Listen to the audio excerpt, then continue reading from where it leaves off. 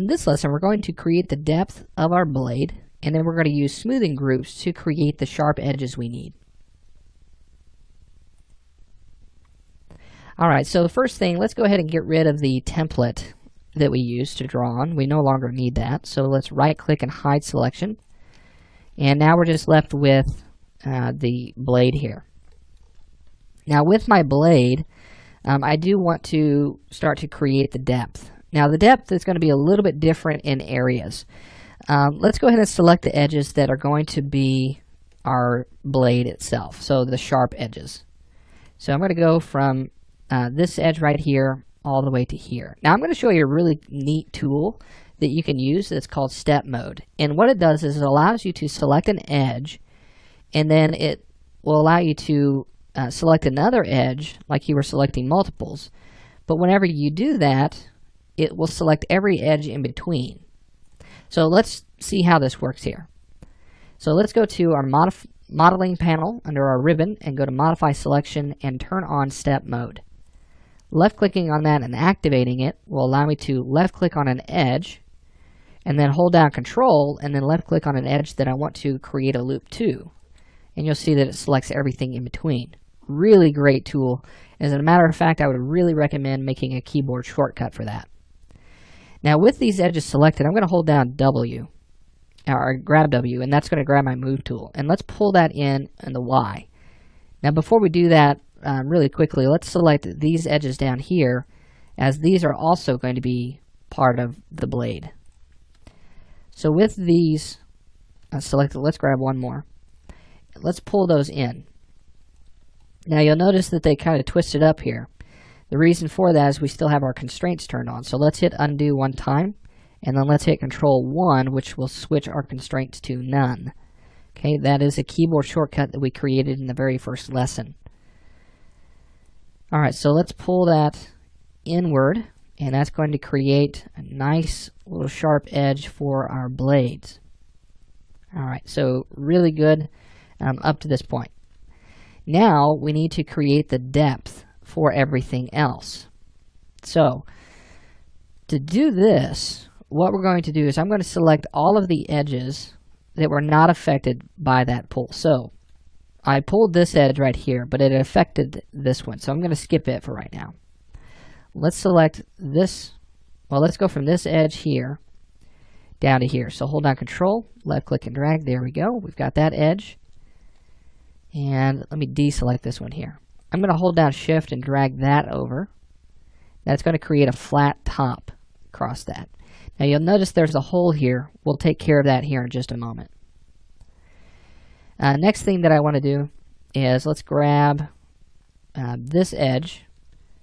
We'll hold down Control and we'll go all the way to the top here. Hold down Shift and drag that out. Just like so. That'll create that flat top. And again, we still have this triangle, this missing spot here. That's okay, because we're going to take care of that right now.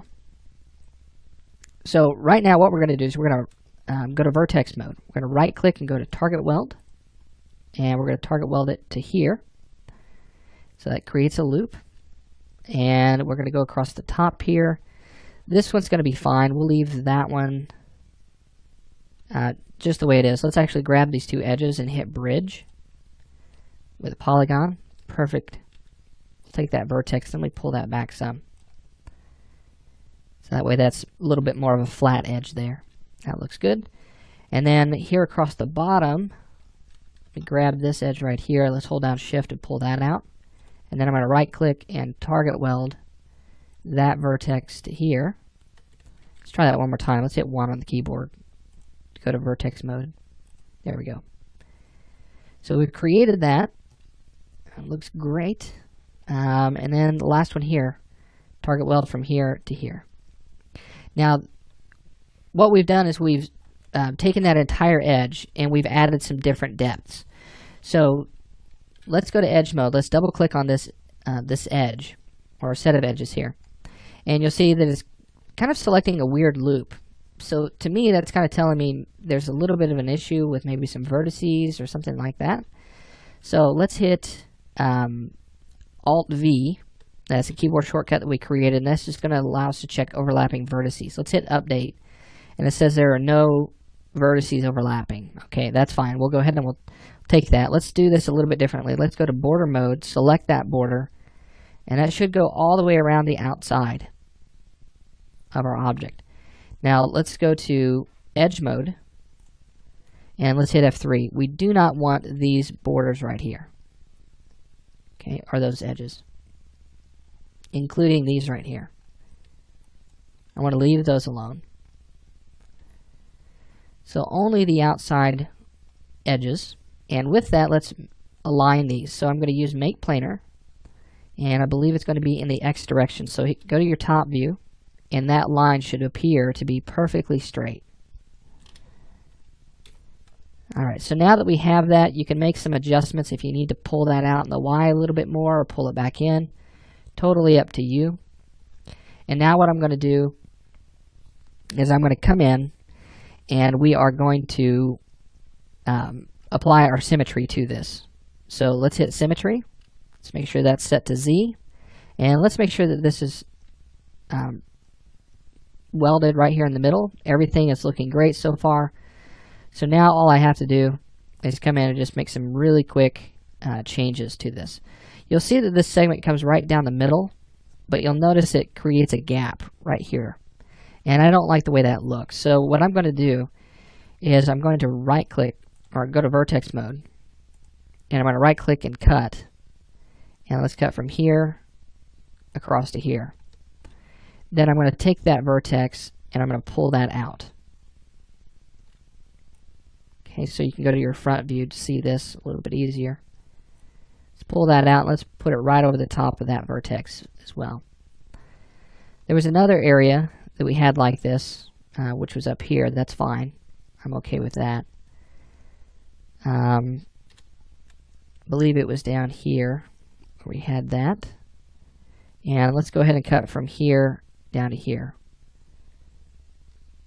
So cut from this vertex right out to the middle, and then grab that vertex that we just created. Let's go to our front view, and let's just make sure that that's in line with the other one.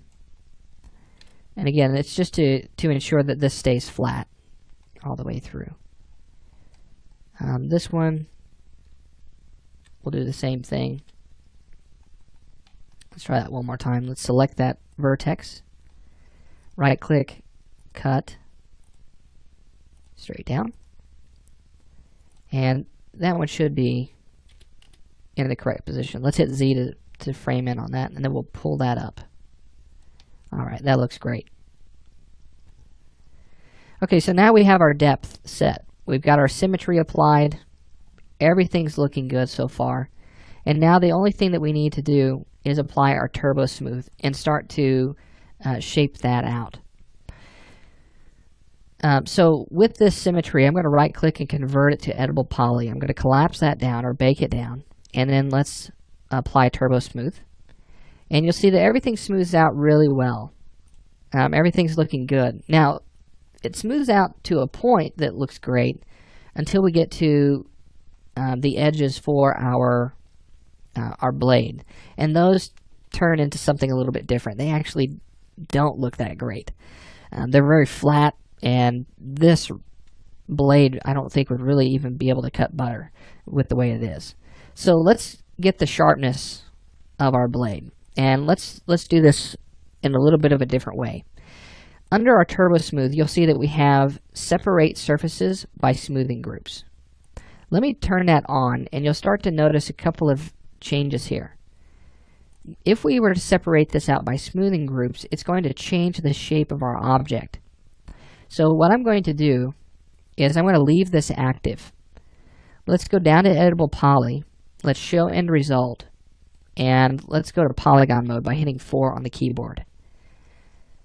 Let's select all the polygons in the blade, and then I'm going to come in and I'm going to set everything to this smoothing group of 1. So 1 should be highlighted, and it should look exactly the same. Now let's select the polygons of the blades, or the sharp edges, and then let's set those to 2. let's do the same thing on this side. Let's select those. And instead of setting these to 2, I'm going to set this set to 3, turning off 1. Okay, so here you can already see that we've got a nice sharp looking edge. It's separated itself. Let's do the same thing on this side. Let's select these. I'm going to set these to 2. And then I'm going to take the other side and I'm going to set those to 3.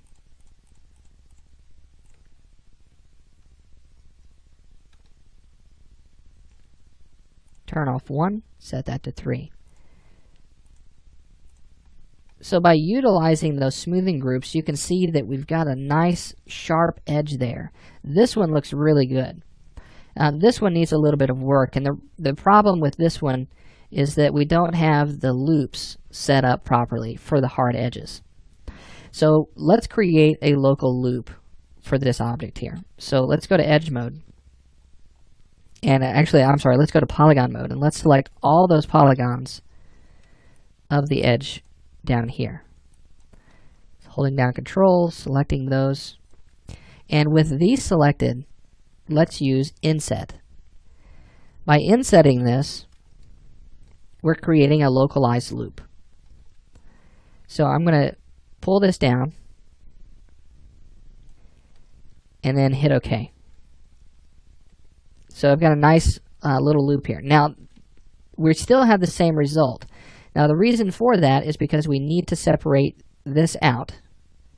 So these polygons right here. Let's select this one, hold down Shift, and that should select those loops or those polygons all the way around. Let's set that to smoothing group of 1. Okay, let's try this one more time here. And with that set to 1,